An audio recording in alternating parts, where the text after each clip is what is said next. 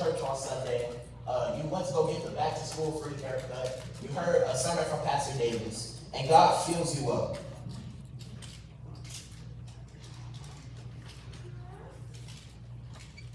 Well, I thought that was gonna fill up, but so he fills you up, and then we may encounter some problems. Like we said what was the three problems that we heard? Peer pressure, bullying, and stress on tests. So you encounter your first problem. And this is us. We're all filled up and we're all ready. We're all glad. So then we encounter some bullying.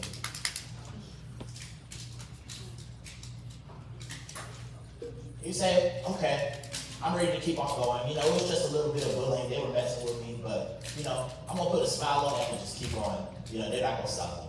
So I still remember that sermon. I still remember that pep talk that Cole was telling us about. And then you encounter some stress from tests.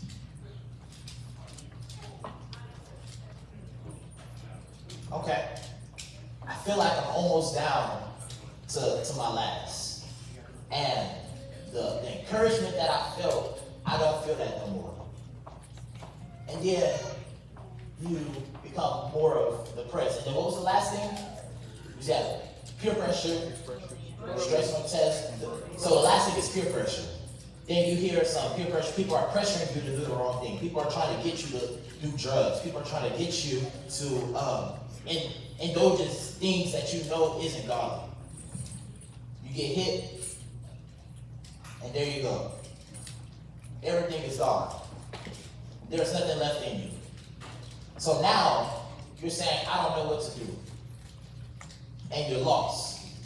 But now even though you're lost, you go back to church the next Sunday, and Pastor Davis gets in the pulpit. Then you hear Brother Randy Jackson, the choir sings, I put it on his hands. This, that, I put it on his hands. Then Pastor Davis preached, and he says, oh yeah, he gives us some encouragement.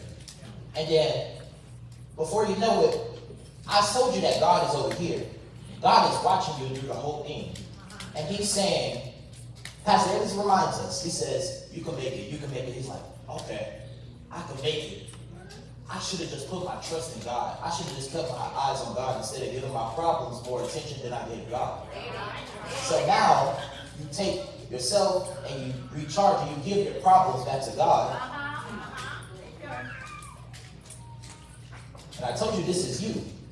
And after you give God back your problems, God is saying, I am able to recharge you.